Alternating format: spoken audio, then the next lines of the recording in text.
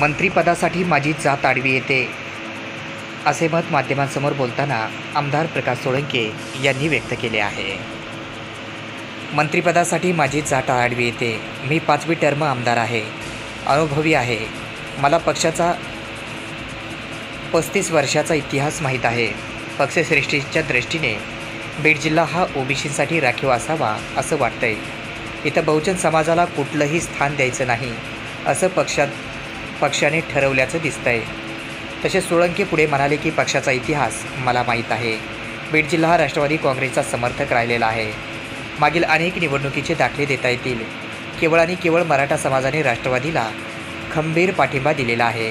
परंतु मंत्रिपद देताना मात्र कायम ओबीसींना आणि इतरांना संधी दिली आहे. शरद पवारांनी तेच केलं आणि अजित पवारही तेच करत आहेत. मराठा समाजाकडे ढुकूनही बघितलं जात नाही. ही वस्तुस्थिती आहे. हे माझे अनुभवाचे बोलत आहेत, अशा शब्दात स्वपक्षावर ताशेरे माजलगाव मतदारसंघाचे आमदार प्रकाश सोळंके यांनी ओढले. आज रविवार दिनांक 27 जुलै रोजी सकाळी 11 वाजता ते माध्यमांसमोर बोलत होते.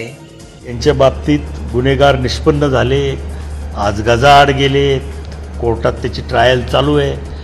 त्याप्रमाणे महादेव मुंडे हा एक परळीमधला अतिशय छोटा व्यापारी कुठंतरी मला प्लॉटिंगमध्ये आडवा येतो आहे या उद्देशानं त्याचं जीवन संपवलेलं आहे. त्यामुळं या गुन्हेगारांनासुद्धा गजाआड करण्याचं काम पोलीस प्रशासन निश्चितपणानं करतील आणि मुख्यमंत्री स्वतः गृहमंत्री या नात्यानं त्याच्यामध्ये लक्ष देतील याची मला खात्री आहे. कृषी विभागाच्या घोटाळ्याला न्यायालयाने क्लीन चिट दिल्यानंतर धनंजय मुंडे यांची पुन्हा मंत्रिमंडळात वर्णी लागते आणि त्या संदर्भात चर्चा होते. अजितदादांनी संकेतसुद्धा दिले. न्यायालयीन चौकशी झाल्यानंतर पुन्हा त्यांचं स्थान अबाधित असेल. त्याला जोडून एक प्रश्न दादा, आपण जर बघितलं तर बीड जिल्ह्यामध्ये बीडला पालकमंत्रीचा गुलाल लागला, केजला लागला आणि परलीला लागला. इतर 3 तालुक्याला आतापर्यंत गुलालच लागला नाही पालकमंत्रीचा. हो, तर आता स्वतः अजितदादांनी तसे संकेत दिलेले आहेत. या बाबतीत मी निश्चितपणानं धनंजय मुंडेंना परत मंत्रिपद मिळावं, बीडचं पालकमंत्रीपद मिळावं, पक्षाने त्यांना अजून महाराष्ट्राचं नेतृत्व करण्याची संधी द्यावी या विचाराचा मी आहे. कारण की धनंजय मुंडे वयानं माझ्यापेक्षा लहान आहेत आणि निश्चितपणानं एक ज्येष्ठ या जिल्ह्यातला आमदार या नात्यानं माझे त्यांना आशीर्वाद असतील आणि त्यांना शुभेच्छाही असतील. मात्र जर असं पाहिलं तर एकीकडे तुम्ही अनुभवी आहात. अनुभवी असताना 5वी टर्म आहे तरीसुद्धा मंत्रिपदाच्या बाबतीमध्ये मात्र तुमची मतदारसंघात चर्चा होते.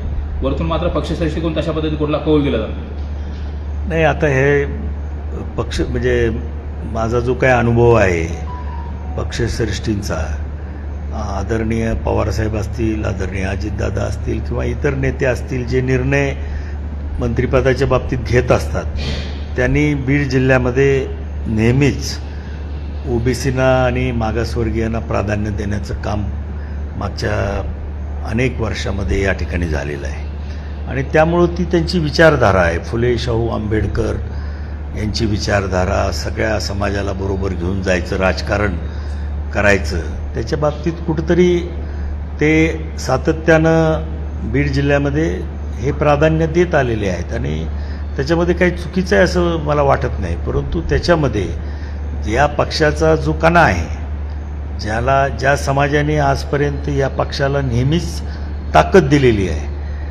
तो समाज मात्र दुर्दैवाने गेले 45 वर्ष पालकमंत्रीपदापासून, कॅबिनेट मंत्र्यापासून वंचित राहिला. ही सुद्धा वस्तुस्थिती आहे आणि याच्या बाबतीतही कुठंतरी विचार झाला पाहिजे असं माझं प्रामाणिक मत आहे. तुमचं नाव दरवेळेस येतो, पण तुमचं नाव मंत्रिपदासाठी दरवेळेस येतो, पण ते नंतर वगळलं जातो. नेमकं काय अडथळा येतो?